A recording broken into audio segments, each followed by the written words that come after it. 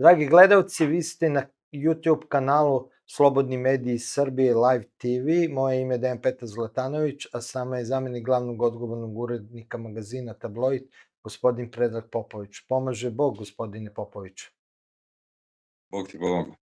Gospodine Popović, evo danas je izjavio ministar odbrane Bratislav Gašić da vezano sa onim 5 tona marihuane koji su zaplenjeni u Konjuhu, odnosno u Kruševcu, on je bukvalno rekao da jeste, bio je naš odbornik taj koji je uhapšen i vezan sa marihuanom, ali je laž da je to bio državni posao. Pa kako komentarišete njegovu izjavu da ne samo ovaj posao, nego i ostali poslovi oko droge nisu državni poslovi?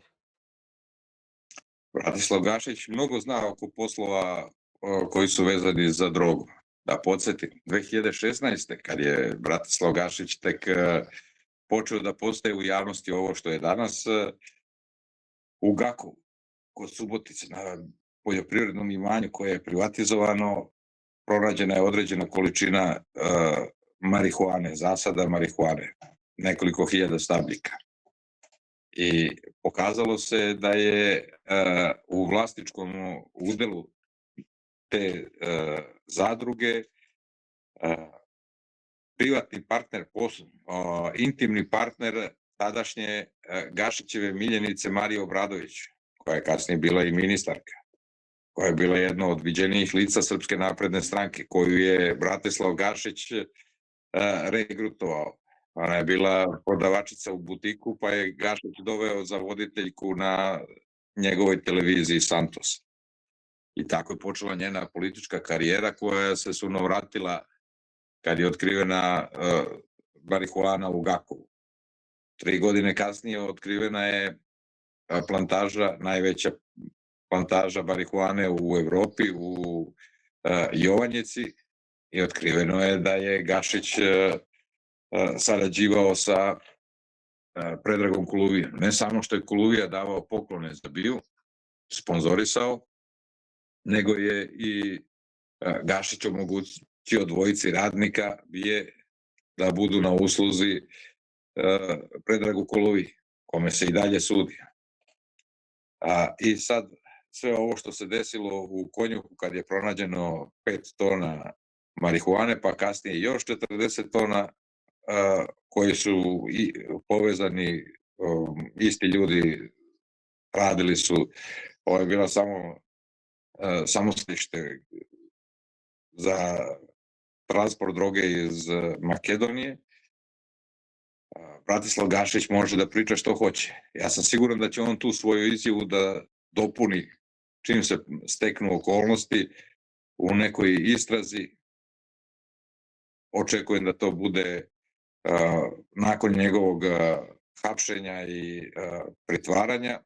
I za Srbiju, Srbija neće biti normalna država dok Bratislav Gašić ne bude odgovarao za sve te smutne poslove, ne samo sa drogom, nego i sve ostalo, ali eto, da počnemo sa ovim, da taj vlasnik skladišta u koje su ubacili da rade, da i on progovori o svojim odnosima sa Bratislavom Gašićem i drugim učesnicima u transportu i preprodaji droge.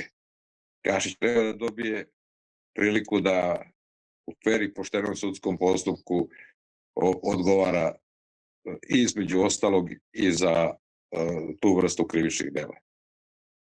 Da, ali Gašić se ispominje kad je u pitanju postizborna dešavanja kao neko ko, ajde nazovimo, predvodi zdravi deo SNS-a koji pokušava preko Miškovića i nekih advokata koji žele da budu bliski studentima da napravi tu treću opciju koja bi spojila kao zdravi deo SNS-a sa budućom vlašću. Pa kako komentarišete te navode?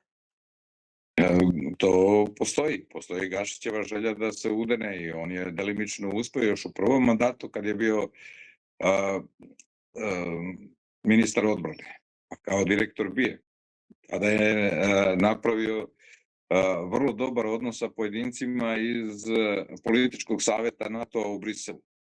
Bratislav Gašić je, što je prošlo relativno nezapaženo u našim medijima, učestvovao na nekim skupovima, iako nije bio član određenih tela u Briselu u okviru NATO-a.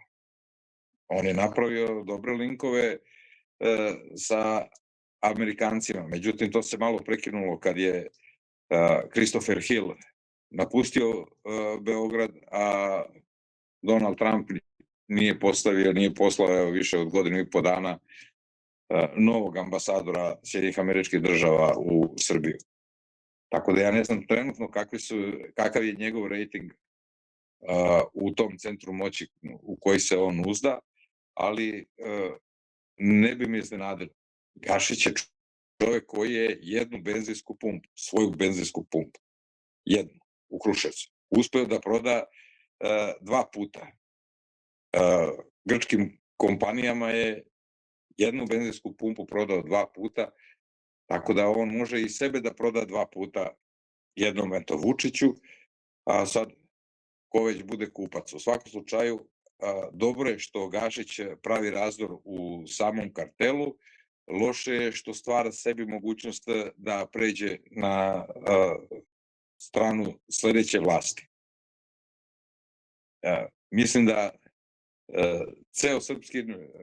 ceo taj kartel oko Srpske napredne stranke treba zajedno da odgovara, zajedno da bude očišćen sa političke scene i da snose odgovornost svi pojedinci. Bratislav Gašić je jedan od istaknutih. Sada ne nabrajam sva zlodela zbog kojih je on zaslužio nekoliko desetaka doživotnih zatvorskih kazni. To ne treba da se zaboravi, iako treba da mu se čestita na tome što rastura Srpsku naprednu stranku u centralnoj Srbiji i dole na jugu. Gospodine Popoviću, hvala vam što ste dali za SMS Live TV ekskluzivnu izjavu. Hvala vam.